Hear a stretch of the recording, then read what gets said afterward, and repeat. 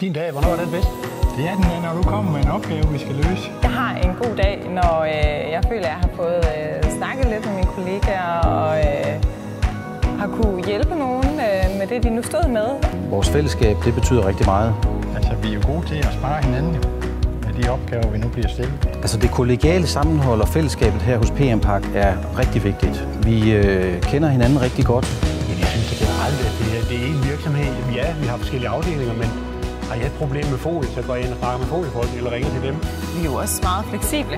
Altså, hvis der kommer et eller andet ind, så kan vi jo hurtigt sadle om og sige, nå, det skal ikke lige være den folie. Vi er nødt til at gøre noget andet. Den duede ikke. Det skal være noget helt andet, end det vi lige først antog. Det skulle være, ikke? Det er rigtigt. Det er jo, at man lidt har frihed under ansvar, og at man prøver at hjælpe hinanden indbyrdes. Og det vil jeg sige, at vi også, men der er vi jo rigtig gode til, at hvis den ene har et problem, som man så ved, at den anden kan hjælpe med, så lige tage telefonen eller lige gå online på computeren, så hjælper vi hinanden på den måde. Personligt, der synes jeg, at det er frihed og ansvar, der gør, at det er fleksibelt. Jeg kan gøre, som jeg har lyst til. Jeg får mig lidt min egen arbejdsdag, og det har jeg gjort, siden jeg kom til her. Det, som jeg også tænker, at vores kunder tænker om os, det er, at vi er gode til at følge op.